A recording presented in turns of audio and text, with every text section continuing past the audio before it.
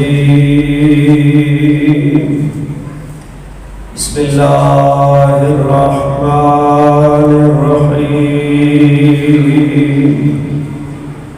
الحمد لله رب العالمين الحمد لله الذي لا يبلغ مدحته القائلون ولا يحصي نعماءه العادون ولا يؤدي حقه المجتهدون الذي لا يدركه بعد الهمم ولا يناله غوص الفتن الذي ليس لصفته حد محدود ولا نعت موجود ولا وقت معدود ولا أجل ممدود فطر الخلائق بقدرته ونشر الرياح برحمته وابتل بالسحور ويدان عليه الصلاة والسلام على سيد الأنبياء أبي القاسم محمد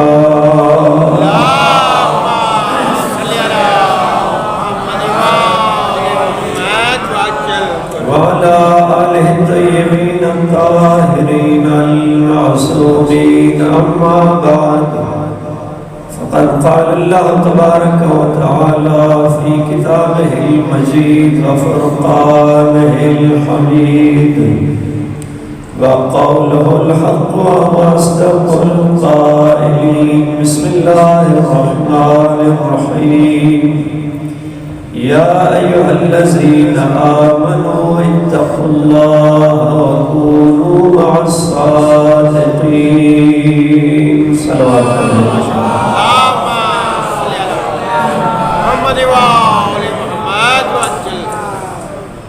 واجب الاحترام عزیز سامعین دعائے خالق کائنات آپ تمام مومنین کی اس عبادت کو اپنی بارگاہ میں قبول و منظور فرمائے۔ امامیت سے اور امامیت سنہار آرگنائزیشن کی طرف سے آج کا یہ اہتمام ہے دعائے خالق کائنات بحق اہل بیت اطہار ہمارے عزیزوں اور جوانوں کی اس سعادت کو اپنی بارگاہ میں شرف قبولیت عطا فرمائے۔ ان دعاؤں کی قبولیت کے لیے مل کے باعث بلند صلوات پڑھتے ہیں۔ آپ جانتے ہیں کہ آج کی مجلس آسمانی امامت ولایت کے چھٹے تاجدار امام جعفر صادق علیہ السلام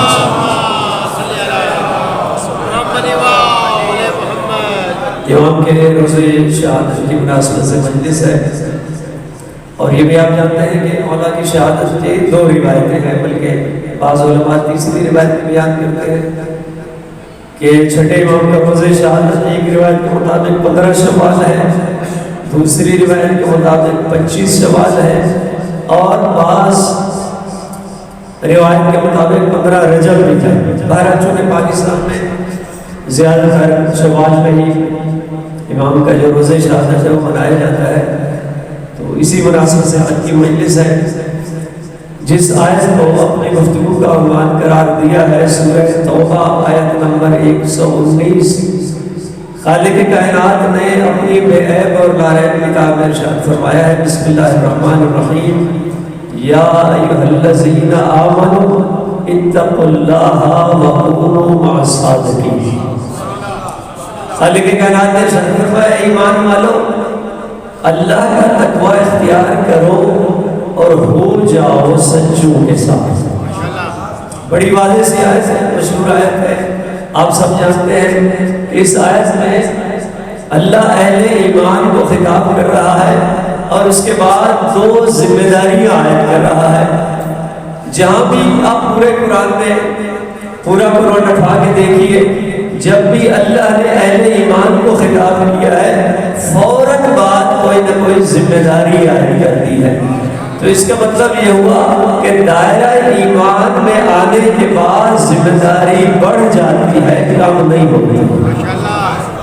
تو تو اللہ فرما رہے ہیں یا ایھا الذین آمنوا، اے ایمان والو، اتقوا اللہ، اللہ کا تقوی اختیار کرو، وکونوا مع الصادقین، اور سچوں کی معیت اختیار کرو، صادقین کا ساتھ اختیار کرو۔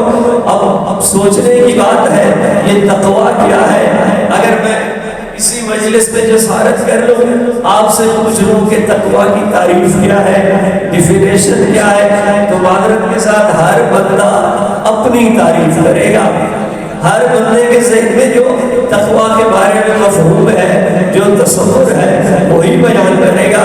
لیکن وقت کے امام کی بارگاہ میں جب امام کا چاہنے والا حاضر ہوتا ہے، چھٹے امام کا زمانہ ہے، بارگاہ صادق آل محمد میں امام کا چاہنے والا حاضر ہوا، عرض کرتا ہے مولا ما معنی التقوی، مولا تقوی کا کیا معنی ہے، تقوی کی کیا تعریف ہے؟ وقت کے امام نے ایک ایسا اصول دے دیا، ایک ایسا فارمولہ دے دیا جو قیامت تک ہر انسان کے سمجھ میں آنے والی بات ہے۔ امام نے فرمایا جاننا چاہتے ہو تقوی یہ ہے جہاں اللہ تجھے دیکھنا چاہتا ہے وہاں تیرا حاضر ہونا، اور جہاں نہیں دیکھنا چاہتا وہاں تیرا غائب ہونا، یہی تقوی ہے۔ بڑا آسان کر کے بتا دیا، مشکل کچھ امام ہے۔ ہم اگر اس تقوی کی تعریف کرنے بیٹھنے لگ جائیں تو بڑی اختلافات کا شکار ہو جائے گی امت ساری۔ یا تو معصوم امام ہے، مشکل کشا امام ہے، امام نے بڑا ایک آسان سا فارمولہ بتا دیا کہ جہاں اللہ تجھے دیکھنا چاہتا ہے وہاں تیرا حاضر ہونا، اور جہاں نہیں دیکھنا چاہتا وہاں تیرا غائب ہونا، یہی تقوی۔ تو جو فرما رہے ہیں آپ، تو پہلا اصول جو اس آیت میں اللہ جس کا حکم دے رہا ہے کہ اللہ کا تقوی اختیار کرو، اور پھر آگے فرمایا وَكُونُوا مَعَ الصَّادِقِينَ، اور سچوں کا ساتھ اختیار کرو۔ اب اگر اللہ کا تقوی ہو اور راستہ سچوں والا نہ ہو، وہ حدیث مجھے یاد آ رہے، بس تمیزی جملے ہیں اسی آیت کے ذیل میں، انشاءاللہ مولا کی سیرت کے حوالے سے کچھ رائز آپ کے خدمت میں پیش کرنا چاہ رہا ہوں، لیکن ابتدائی گفتگو ہے کہ صلوات پڑھ لیں محمد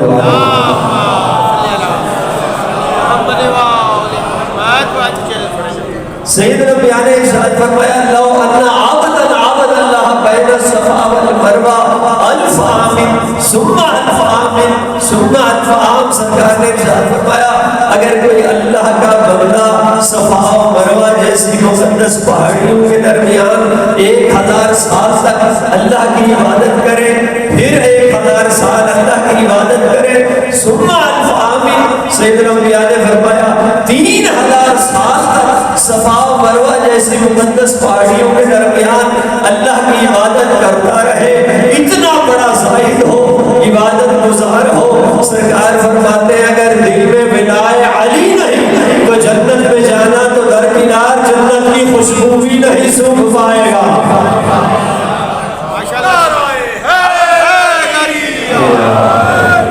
تو راستہ سچوں والا ہونا ضروری ہے، خالی تقوی کافی نہیں ہے، عبادت کافی نہیں ہے، جتنا بڑا زاہد ہو، عبادت گزار ہو، چونکہ صادق آل محمد کی مجلس ہے۔ اب اسی آیت کے ذہن میں جب یہ آیت نازل ہوئی، صحابی نے پوچھا یا رسول اللہ یہ سچے کون ہیں جن کی معیت کا اللہ حکم دے رہا ہے، جن کا ساتھ اختیار کرنے کا اللہ حکم دے رہا ہے؟ سرکار نے فرمایا جاننا چاہتے ہو یہ سچے علی اور اولاد علی ہے، یہ صادقین علی اور اولاد علی ہے۔ رسول نے بتایا بھی ہے کہ یہ سچے کون ہیں اور میدان میں دکھایا بھی ہے۔ ضرور سمجھ گئے، میدان مباہلہ میں جب کردار کی جنگ تھی اور ہر صحابی انتظار میں تھا کہ اللہ کے رسول کل نجران کے عیسائیوں کے مقابلے میں مجھے ساتھ لے کے جائیں گے، سرکار نے حضرت سلمان کو بھیجا، جاؤ سلمان ان صحابیوں سے کہو کل وہ جائے گا جس کی زندگی کا ہر لمحہ سچائی میں گزرا، اور کائنات میں دیکھا جن ہستیوں کو سرکار لے کے چلے تھے وہ اہل بیت اطہار۔ تو اللہ بندوں کے بنائے ہوئے سچے اور ہوتے ہیں، اللہ کے بنائے ہوئے سچے اور ہوتے ہیں۔ اللہ فرماتا ہے صادقین کی معیت اختیار کرو۔ اور یہاں یہ صادقین جو ہے آپ سارے جانتے ہیں کہ عربی میں جمع کا صیغہ ہے، عربی گرامر میں، اور صادق کی جمع ہے، اور عربی گرامر کا اصول ہے کہ جمع کے لیے کم از کم 3 افراد کا ہونا ضروری ہے۔ کتنے افراد کا؟ 3 افراد کا ہونا ضروری ہے۔ اب چیلنج ہے پورے عالم اسلام کو کہ ایک صادق اور امین تو سید الانبیاء ہے، 2 ایسے سچے کم از کم دکھا دو جو ویسے سچے ہوں جیسے رسول سچا۔ 2 سچے دکھا دو، چیلنج ہے۔ اس لیے میں کہتا رہتا ہوں اگر یہ چھوٹا سا بچہ بھی قرآن کی آیت لے کر ہمارے بھائیوں کے بڑے سے بڑے مفتی کے پاس بھی چلا جائے، کوئی جواب نہیں ہے۔ 2 سچے کم از کم اور ایسے دکھا دو۔ اور پھر ایک اور نقطہ بھی عرض کرتا ہے، چلو یہ آیت جو ہے کیا خیال ہے 1400 سال پہلے والے مسلمانوں کے لیے تھی یا قیامت تک آنے والے ہر مسلمان کے لیے ہے؟ قیامت تک آنے والے ہر مسلمان کو اللہ حکم دے رہا ہے کہ اللہ کا تقوی اختیار کرو اور صادقین کی معیت اختیار کرو۔ اس کا مطلب یہ ہوا کہ ہر زمانے میں ایک ایسے سچے کا ہونا ضروری ہے جسے اللہ نے سچا بنایا ہو۔ ہر زمانے میں ایک صادق کا ہونا ضروری ہے۔ تو اللہ فرما رہا ہے صادقین کی معیت اختیار کرو۔ ان صادقین میں سے ایک صادق جعفر صادق علیہ السلام ہے۔ صلوات علیہ وسلم۔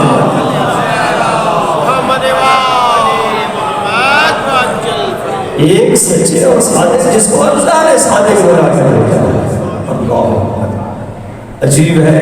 چھٹے امام کی سیرت آپ جانتے ہیں کہ امام علیہ السلام سن 83 ہجری میں مولا کی ولادت ہوئی، 83 میں، اور 148 میں 148 میں مولا کی شہادت، اور 35 سالہ دور امامت ہے چھٹے امام کا۔ اور یہ وہ دور تھا کہ جس میں بنی امیہ کا اقتدار جو ہے وہ ختم ہو رہا تھا، اور بنی عباس جو ہے وہ حکومت اور اقتدار سنبھالنے کی کوشش کر رہے تھے۔ بنی امیہ اور بنی عباس اقتدار کی جنگ میں لڑ رہے تھے، اور رسول کا سچا وارث علم الہی کے ایک چراغ جلا رہا تھا۔ علم الہی اور ہدایت الہی کے چراغ جلا رہا تھا۔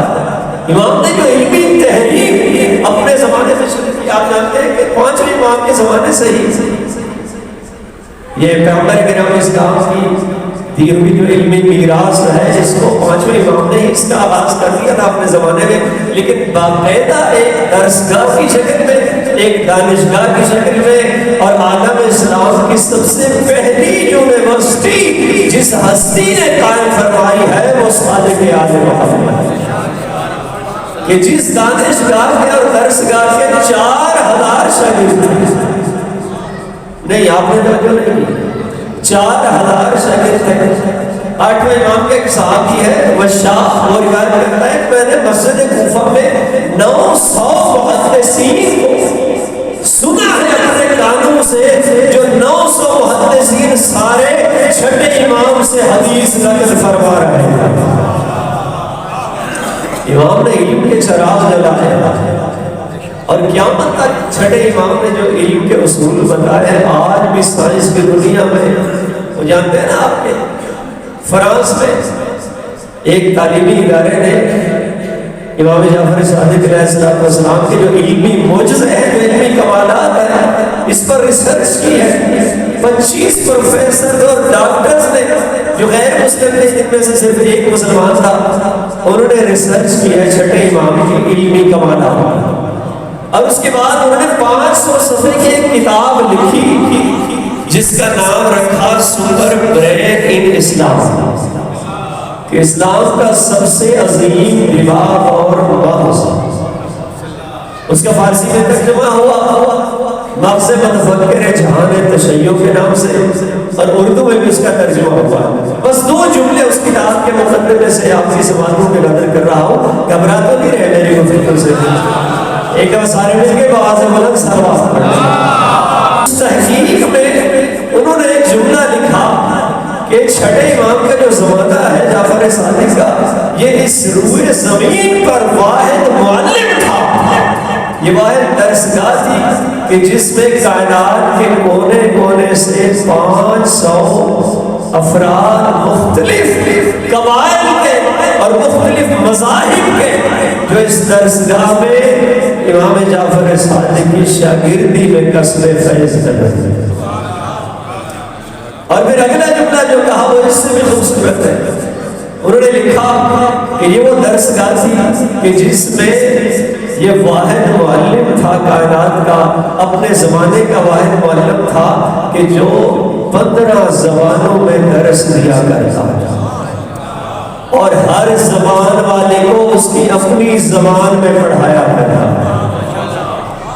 امام ہر زبان کو جانتا ہے، الامام یتکلم بکل لغت، اللہ نے امام کو اتنا علم دیا ہوتا ہے، امام ہر زبان کو جانتا بھی ہے، اس میں گفتگو بھی کرتا ہے۔ بس تھوڑا سا آپ کو قریب کر لوں آپ کے اذہان عالیہ کو کہ ابو جعفر ہاشمی 10ویں امام کے زمانے کا ایک محب اہل بیت ہے، 10ویں امام کا صحابی ہے، وہ روایت کرتا ہے کہ میں 10ویں امام کے ساتھ ایک سفر میں جا رہا تھا کہ اسی سفر کے دوران ہند کا ایک شخص آیا، موجودہ ہندوستان سے تعلق رکھنے والا، 10ویں امام کی بارگاہ میں حاضر ہوا اور امام کو سلام کیا۔ سلام کرنے کے بعد ہندی زبان میں کچھ امام سے سوال کرنے لگا، تو جو ہے اپنی زبان میں امام سے سوال کرنے لگا۔ یہ راوی کہتا ہے، ابو ہاشم کہتا ہے کہ اس نے اپنی زبان میں سوال کیے، چھٹے امام نے اسی کی زبان میں اس کو جواب عطا کیے۔ جب وہ چلا گیا تو میں نے تعجب سے پوچھا، مولا کیا آپ ان کی زبان کو بھی جانتے ہیں؟ مولا کیا آپ اس کی زبان کو بھی جانتے ہیں؟ امام نے فرمایا، الامام حجت اللہ علی الخلق، کے وقت کا امام ساری مخلوق پر اللہ کی حجت ہوتا ہے، اور اگر وہ مخلوق کی زبان کو نہ سمجھے تو وہ حجت کیسے ہے؟ نعرہ حیدری، نعرہ بلندتر صلوات۔ لغت کو جانتا ہوں۔ اور امام مسکرائے، امام نے فرمایا اپنے صحابی سے، ابو ہاشم سے، ابو ہاشم کیا تو یہ چاہتا ہے کہ تجھے بھی یہ زبان آ جائے؟ عرض کرتے ہیں مولا اگر یہ ہو جائے تو بڑا احسان ہوگا آپ کا۔ امام نے، یہ راوی کہتا ہے، امام نے کنکری اٹھائی، اپنے منہ میں رکھی، اس کنکری کو اپنے لعاب دہن سے تر کیا اور فرمایا، اے ابو ہاشم اس کنکری کو اپنی زبان میں رکھو، اپنے منہ میں رکھو۔ ابو ہاشم کہتا ہے کہ اسی لمحے جب میں نے لعاب دہن امامت سے تر کنکری اپنے منہ میں رکھی، میں 70 زبانوں کا عالم بن گیا۔ نعرہ تکبیر، نعرہ رسالت، نعرہ حیدری، نعرہ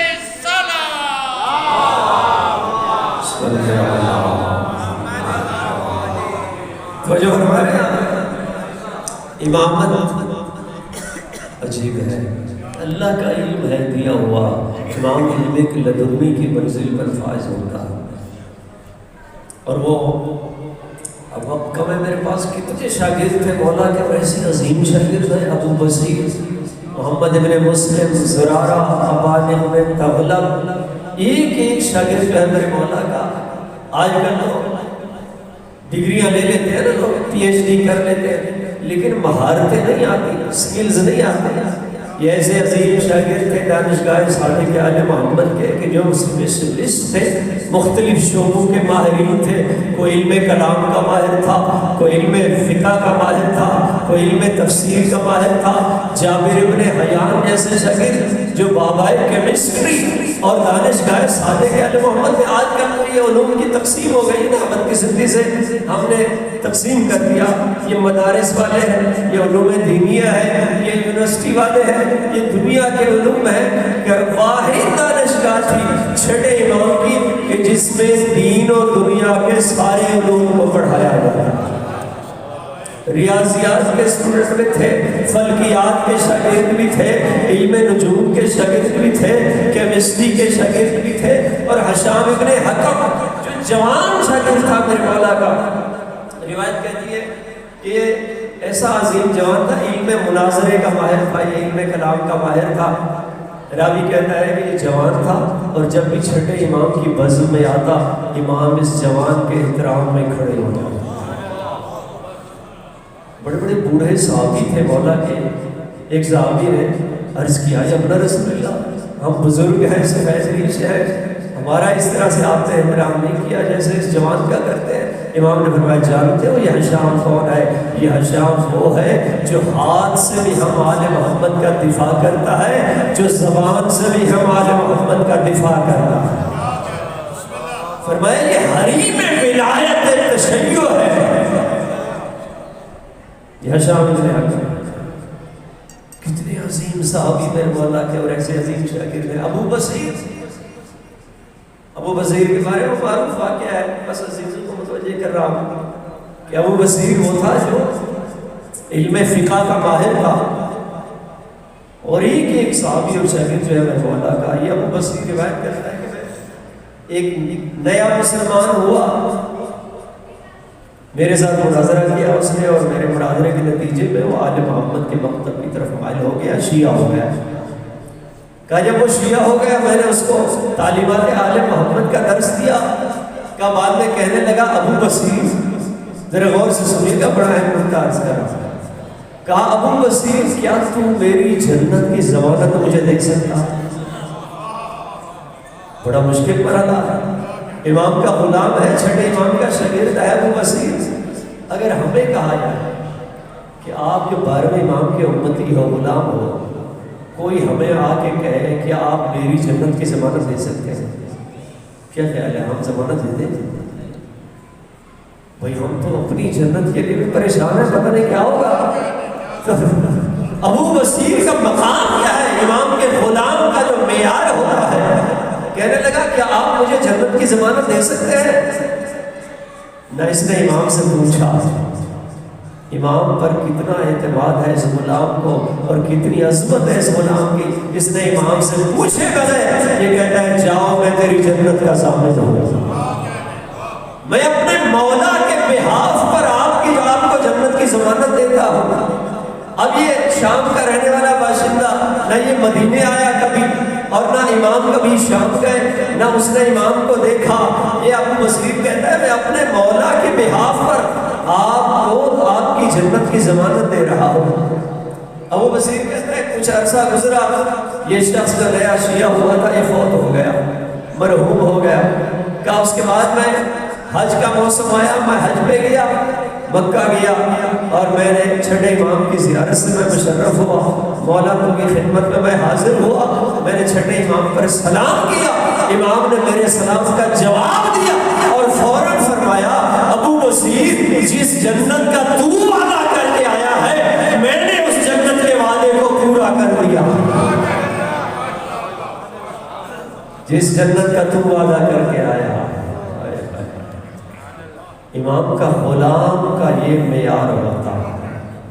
اللہ، ایسے ایسے عظیم شاگرد میرے مولا کے۔ اور یہ زرارہ کے بارے میں فرمایا ہے نا مولا نے چھٹے امام نے کہ لولا زرارہ لندرست فقہ آل محمد، کہ اگر میرا شاگرد زرارہ نہ ہوتا اہل بیت کی فقہ بوسیدہ ہو جاتی۔ فقہ آل بیت کو زندہ کرنے والے شاگرد امام کا نام ہے زرارہ۔ ایسے عظیم عظیم شاگرد چھڑے امام نے، اور دنیا حیران ہے آج علوم آل محمد کو جس طرح سے چھٹے امام نے اپنے زمانے میں پھیلایا ہے، اور یونان سے اس زمانے میں جو فلسفہ آیا، آپ جانتے ہیں کہ سارے مذاہب اسی زمانے میں بنے ہیں، مختلف مذاہب، معتزلہ، صوفیہ، غالی اور مرجئہ، جتنے یہ فرقے تھے مذاہب تھے چھٹے امام کے زمانے میں تھے، اور جتنے امام ہیں اس وقت مسلمان مسالک کے، وہ سارے شاگرد ہیں چھٹے امام۔ امام اعظم جنہیں کہا جاتا ہے، امام ابو حنیفہ، ان سے کسی نے پوچھا جب بوڑھے ہو گئے، امام ابو حنیفہ جب بوڑھے ہو گئے تھے، کسی نے پوچھا آپ کی عمر کتنی ہے؟ تو توجہ فرمائیے، کہا میری عمر 2 سال ہے۔ ہائے ہائے ہائے، تعجب کیا، کہا 2 سال کیا مطلب؟ کہا اصل میں میری زندگی وہ 2 سال ہے جو میں نے جعفر صادق سے سیکھا۔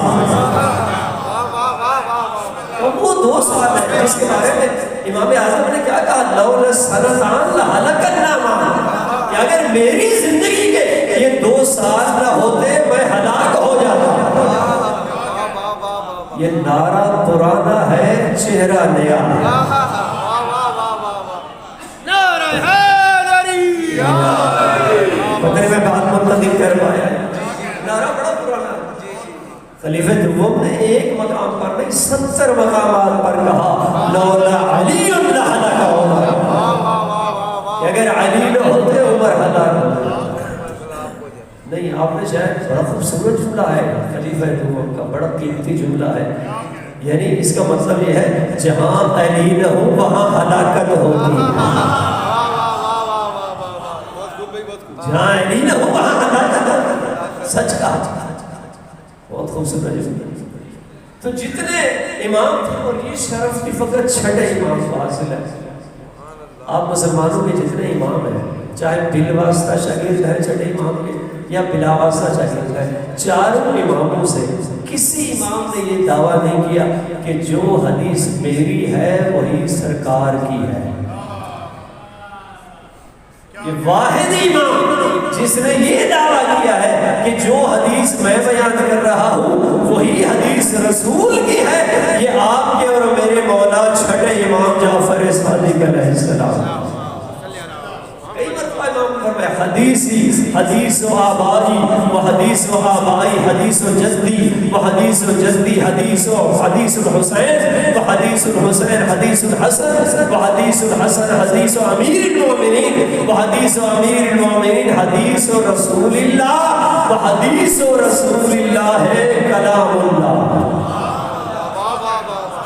واحد امام جس نے کہا میری حدیث میرے بابا کی حدیث ہے، میرے بابا کی حدیث میرے دادا کی حدیث ہے، میرے دادا کی حدیث میرے جد حسین کی حدیث ہے، حسین کی حدیث حسن مجتبیٰ کی حدیث ہے، حسن مجتبیٰ کی حدیث علی مرتضیٰ کی حدیث ہے، علی مرتضیٰ کی حدیث رسول اللہ کی حدیث ہے، اور رسول اللہ کی حدیث اللہ کا کلام ہے۔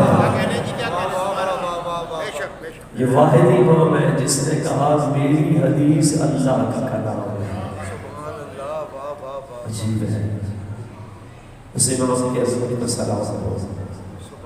اس وقت کے دامن میں گنجائش نہیں ہے، صرف ایک تو معجزہ امام کا، گھبرا تو نہیں رہے آپ، ایک دفعہ سارے مل کے باوز بلند صلوات پڑھ لیں۔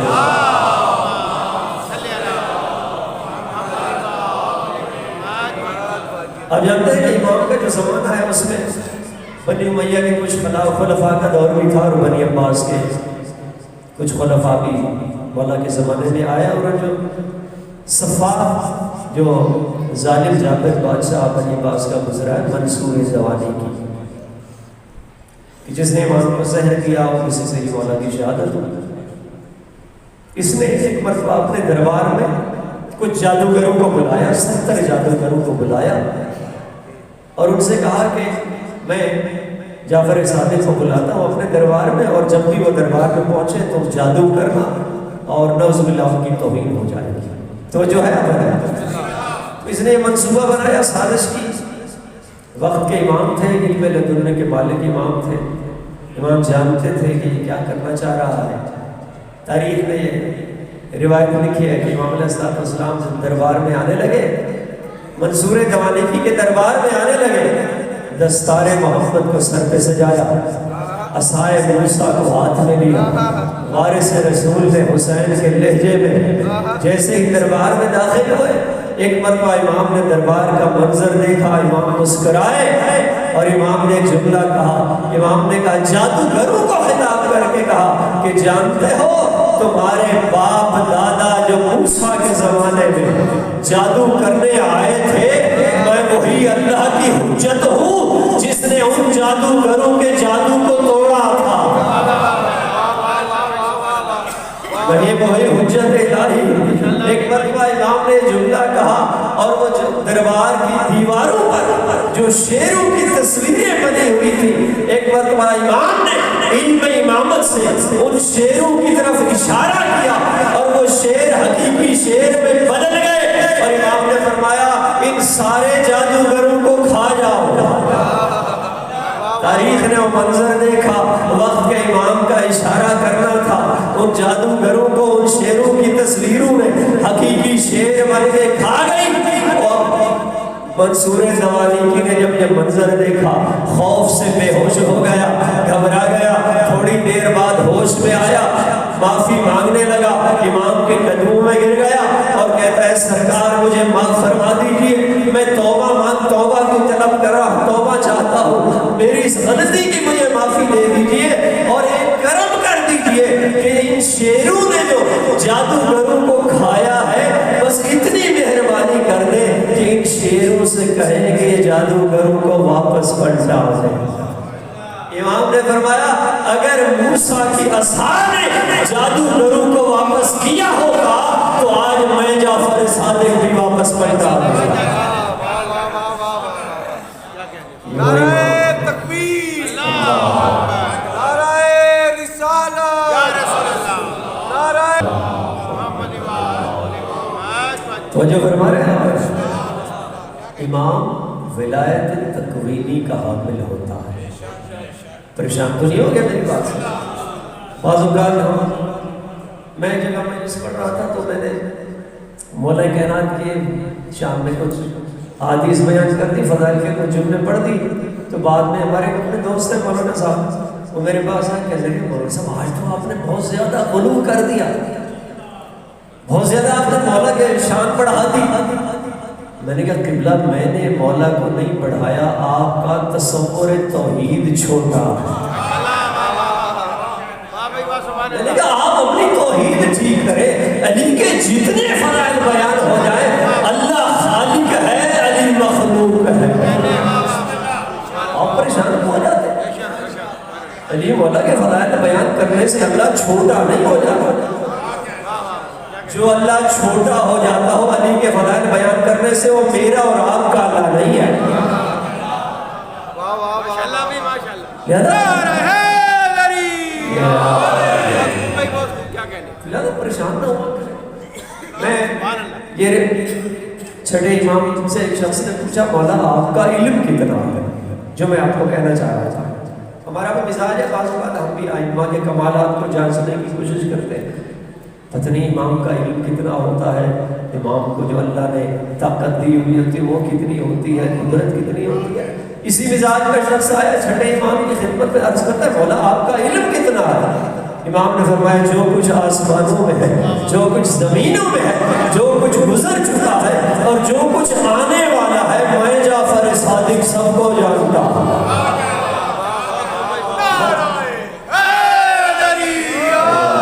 گھبرا گیا، مولا اتنا علم ہے، امام نے فرمایا گھبراؤ نہیں، اس لیے کہ یہ سارے علوم قرآن کے اندر ہیں اور قرآن ہمارے محمد کے سینے کے اندر ہے۔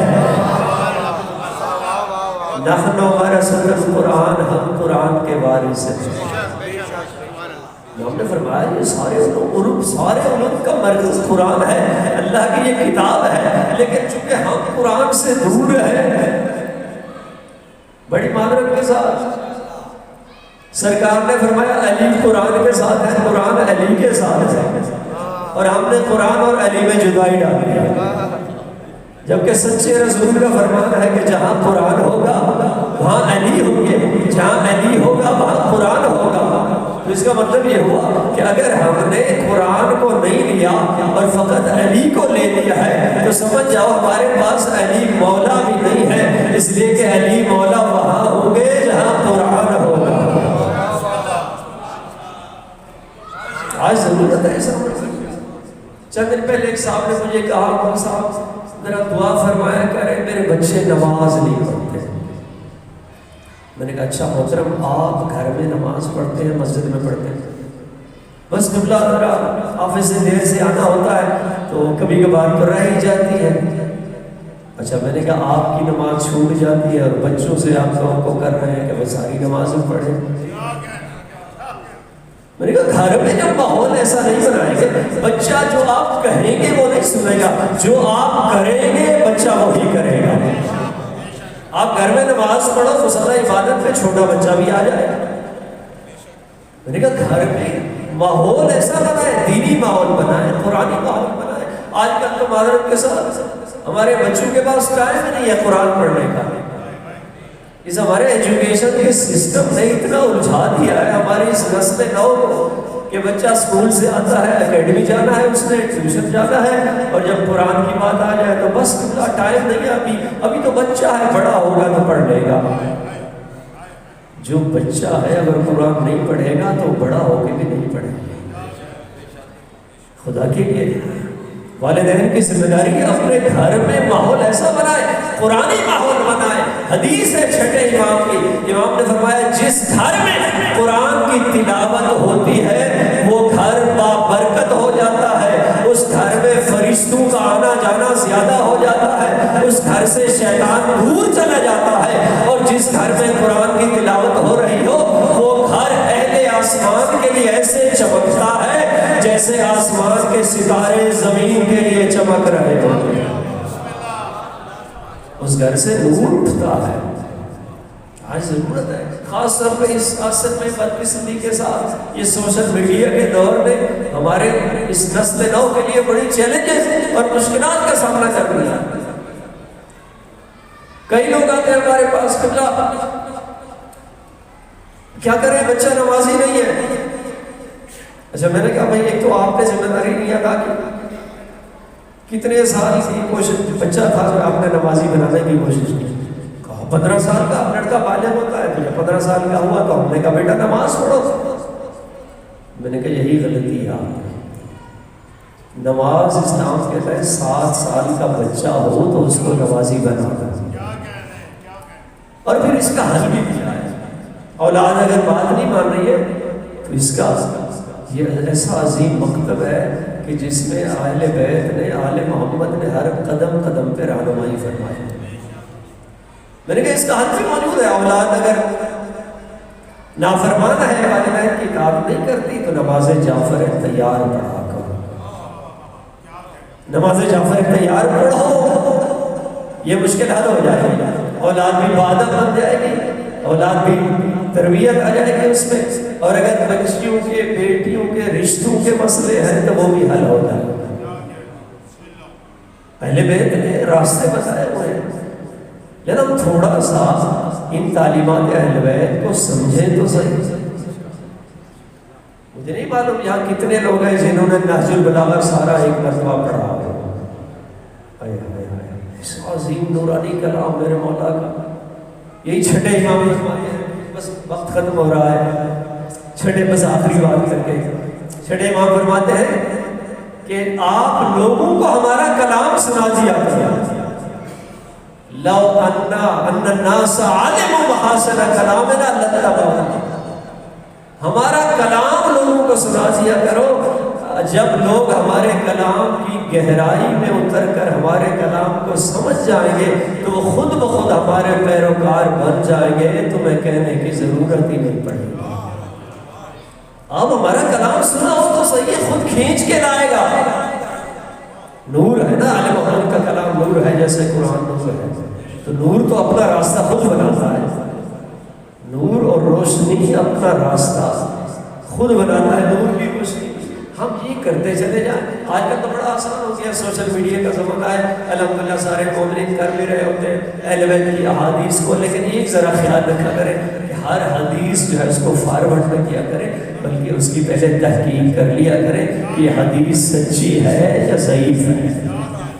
بہت ساری ایسی جھوٹی حدیثیں چل رہی ہوتی ہیں، بعد میں لوگوں نے جا کے اچھا نیچے انہوں نے ریفرنس بھی دیا ہوا ہے، جب جا کے دیکھا گیا ریفرنس تو وہ حدیث ہے ہی نہیں۔ اور پھر ہر حدیث فارورڈ کرنے کے لیے نہیں ہوتی، کچھ حدیثیں ڈاؤن لوڈ بھی کر لیا۔ کیوں؟ بھائی مجھے بھی تو ضرورت ہے نا حدیث کی، میں ہر حدیث جو مجھے اچھی لگے میں فارورڈ کر دیتا ہوں، کچھ حدیثوں کو اپنے پاس محفوظ کر لوں کہ بارہا اس حدیثوں کو بار بار دیکھتا رہوں امام کا کلام کیا کہہ رہا ہے اور میری کیسے رہنمائی فرما رہا ہے۔ میری ضرورت ہے. تو یہ نورانی کلام جو اہل بیت کا ہے اس کو معاشرے میں پھیلانے کی ضرورت ہے. وقت ختم ہو گیا. اس عظیم امام کی شہادت کی مجلس ہے کہ جس امام نے عزاداری کی بنیاد رکھی ہے. چوتھے امام کے زمانے میں بھی اور پانچویں امام کے زمانے میں بھی. واقعہ کربلا کو چوتھے امام نے بھی زندہ کیا ہے اور پانچویں امام نے بھی زندہ کیا ہے، لیکن انفرادی انداز میں. 35 سال مولا سجاد کربلا کے غم میں آنسو بہاتے رہے. پانچویں امام بھی وصیت کر کے گئے ہیں کہ میرے بعد میری جائیداد کا ایک حصہ عزاداری مولا حسین کے لیے وقف کر دیا مولا. لیکن چھٹے امام وہ ہیں جس مولا نے باقاعدہ عزا کی تہذیب دی ہے، یہ تمدن دیا ہے، ایک نظام دیا ہے عزاداری ہے. ابو بصیر راوی ہے، شاگرد مولا کا یہ روایت کرتا ہے کہ ایک مرتبہ میں مولا کے بیت الشرف میں مولا کے گھر میں مجلس تھی اور میں اس مجلس میں موجود تھا. پڑھنے والا کربلا کے مسائل پڑھ رہا تھا. یہ راوی کہتا ہے، ابو بصیر کہتا ہے میں بھی گریہ کر رہا تھا. ایک مرتبہ امام میری طرف متوجہ ہوئے اور امام نے فرمایا ابو بصیر لماذا لا تبکی، تو میرے جد حسین سے آنسو کیوں نہیں بہا رہا؟ یہ عرض کرتا ہے مولا میں گریہ کر رہا ہوں، میری آنکھوں میں آنسو ہے. امام نے فرمایا نہیں ابو بصیر، ایسے گریہ ہم آل محمد کو قبول نہیں ہے. ابو بصیر ایسے رویا کرو جیسے میری دادی زہرا جنت میں گریہ کرتی ہے، جیسے میری ماں زہرا جنت میں سینے پہ ہاتھ مار کے کہتی ہے ہائے میرے قریب حسین. مولا نے فرمایا ایسے گریہ کیا کرو. اور فضیل ابن یسار یہ وہ صحابی ہے میرے مولا کا جس کا معمول تھا یہ ہر نماز چھٹے امام کی ابتدا میں پڑھتا تھا. بڑا خوش نصیب تھا، چھٹے امام کی اقتدا میں 5 نمازیں ادا کرتا تھا. روایت کہتی ہے کہ ایک مرتبہ ایک دن فضیل ابن یسار مولا کی خدمت میں حاضر نہیں ہوا، غیر حاضر تھا، کسی نماز میں بھی حاضر نہیں ہوا. دوسرے دن جب آیا مولا نے پوچھا فضیل کل کیوں نہیں آیا؟ عرض کرتا ہے مولا میں نے اپنے گھر میں آپ کے جد حسین کی مجلس رکھی، مولا آپ کے جد حسین کی مجلس رکھی ہوئی تھی. امام نے جب یہ سنا امام نے فرمایا فضیل کیا تو نے مجھے دعوت نہیں دی، مجھے کیوں نہیں بلایا؟ مولا معاف فرمانا میں نے اس لیے زحمت نہیں دی، میں جب بھی آپ کو مجلس کے لیے بلاتا ہوں آپ سارا دن روتے رہتے ہیں، جد حسین کے غم میں آپ آنسو بہاتے رہتے ہیں. مولا میں نہیں چاہتا تھا آپ کو وصیت دی جائے. ایک مرتبہ امام کی آنکھوں سے آنسو جاری ہوئے. امام نے فرمایا فضیل ابن یسار کیا تو سمجھتا ہے کہ میرے جد حسین کا ذکر ہو اور تیرا چھٹا امام حاضر نہ ہوا ہو؟ فضیل میں تیری مجلس میں آیا تھا، مولا آپ کہاں بیٹھے تھے؟ امام نے فرمایا فضیل جہاں ان عزاداروں کے جوتے رکھے تھے میں سادے کے آل محمد وہاں بیٹھ کے مجلس سن رہا تھا، مولا آپ اندر کیوں نہیں تشریف لائے؟ امام نے فرمایا حرمت جدتی فاطمہ میری ماں زہرا کے احترام میں کوئی آگے نہیں آیا، میری دادی زہرا میرے دادے حسین کی مجلس میں آگے تشریف فرما دی. اجرکم اللہ، خدا آپ کو سوائے ہم اہل بیت کے کوئی غم نہ دے. بس 2 جملوں کی زحمت لے رہا ہوں، پوری شہادت نہیں پڑھنی، میرے بعد قبلہ مسائل پڑھیں گے. تاریخ کہتی ہے کہ منصور صفات، اور یہ جملہ بھی روایت نے بیان کیا ہے کہ مدینے والے لوگ کہتے تھے کہ ہم محرم کا چاند نہیں دیکھتے تھے، ہم مدینے والے محرم کا چاند نہیں دیکھتے تھے، بلکہ جب ہم دیکھتے تھے کہ امام جعفر صادق کے گھر سے رونے کی آوازیں بلند ہوتی تھی ہم سمجھ جاتے تھے کہ محرم کا چاند چڑھ گیا. اور خمیسی منصور دوانی کی یہ ملعون جے صفاق ایک مرتبہ اس ملعون نے چھٹے امام کے گھر کو آگ لگوائی. آپ جانتے ہیں تاریخ سے واقف ہے کہ اس ملعون نے رات کے اندھیرے میں رات کی تاریکی میں میرے اور آپ کے مولا کے گھر کو آگ لگوائی. دعا کیا کرو عزاداروں کے آدھی رات کے وقت کسی کے گھر کو آگ نہ لگے. راوی کہتا ہے کہ جیسے ہی مولا کے گھر کو آگ لگی امام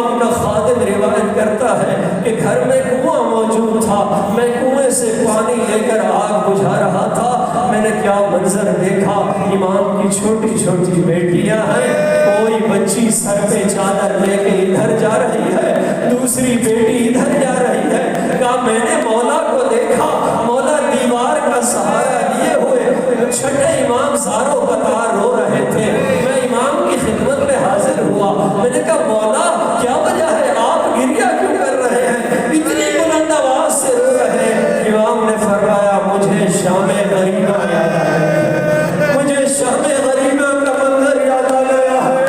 ابھی آپ نے دیکھا کہ میں بھی موجود ہوں، خادم آگ بجھانے والے بھی موجود ہیں، لیکن میری بیٹیوں نے جب دیکھا گھر کو آگ لگی ہے، کوئی بچی کہیں گئی، کوئی بچی کہیں گئی، لیکن میں قربان شام غریبہ کا منظر، جب میری پھوپھیوں کے سر پر چادر نہیں تھی، زینب ام کلثوم میرے تھی، جب خیام حسینی کو آگ لگی، ایک مرتبہ زینب نے دیکھا میری امانت خیمے میں موجود ہے۔ حمید ابن مسلم کہتا ہے کہ میں نے ایک بی بی کو دیکھا جو جلتے ہوئے خیمے میں جانا چاہ رہی تھی، میں نے تعجب کیا، میں نے سوچا شاید اس بی بی کی کوئی قیمتی چیز رہ گئی۔ کہا میں نے کچھ لمحے بعد دیکھا وہی بیوی ایک بیمار کو کاندھے پہ اٹھا کے جلتے ہوئے خیموں سے امامت کو بچایا۔ ہمارا سلام ہو زینب پر، اللہ لعنت اللہ علی الظالمین۔